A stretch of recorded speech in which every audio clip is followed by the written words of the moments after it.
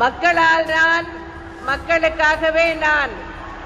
அதாவது உங்களால் நான், உங்களுக்காகவே நான். உங்களுக்காகவே அர்ப்பணிக்கப்பட்டதுதான் என்னுடைய தவ வாழ்வு.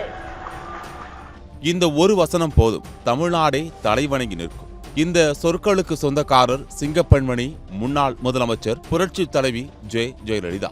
முன்னாள் முதலமைச்சர் ஜெயலலிதாவின் பாதுகாப்புக்காக வரும் கான்வாய் மிக பிரசித்தம். Z+ பாதுகாப்பு அளிக்கப்பட்டிருந்தாலும் இந்தியாவின் எந்த மாநில முதல்வருக்கும் இல்லாத அளவுக்கு கடுமையான பாதுகாப்பு அவருக்கு வழங்கப்பட்டது.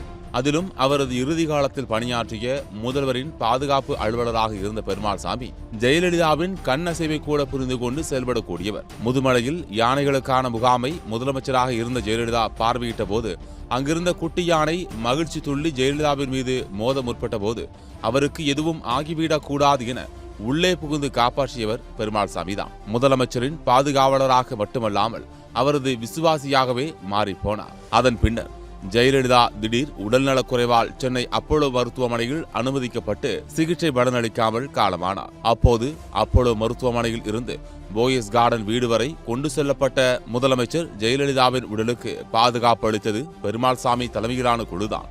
அடுத்த நாள் ஜெயலலிதாவின் உடல் அடக்கம் செய்ய குழிக்குள் இறக்கப்பட்டதும் எங்கிருந்தோ வந்த பெருமாள்சாமி தன் இறுதி வணக்கத்தை செலுத்திச் சென்றார். அதன் பின் எங்கும் வெளியே வரவில்லை. இந்த நிலையில் தற்போது பணி ஓய்வு பெற்றுள்ள பெருமாள்சாமி அதிமுக பொதுச் செயலாளராக உள்ள எடப்பாடி பழனிசாமி அவர்களின் பாதுகாப்பை உறுதி செய்யும் அதிகாரியாக மாறியுள்ளார். குறிப்பாக கடந்த வாரம் அதிமுக பொதுச் செயலாளர் எடப்பாடி பழனிசாமி சட்டமன்ற தேர்தலை முன்னிட்டு கடந்த 7ஆம் தேதி கோவையில் சுற்றுப்பயணத்தை தொடங்கினார். அப்போதிலிருந்து பெருமாள்சாமி அவருடன் முழுமையாக அனைத்து பகுதிகளுக்கும் செல்கிறார். மேலும் அவர் செல்லும் பகுதிகளுக்கு முன்னதாகவே சென்று பாதுகாப்பு குறித்தும் ஆய்வு செய்தார். சேலம் நெடுஞ்சாலை நகர் பகுதியில் அதிமுக மாநகர மாவட்ட கட்சி அலுவலகம் திறப்பு விழா நிகழ்ச்சி நடைபெற்றது.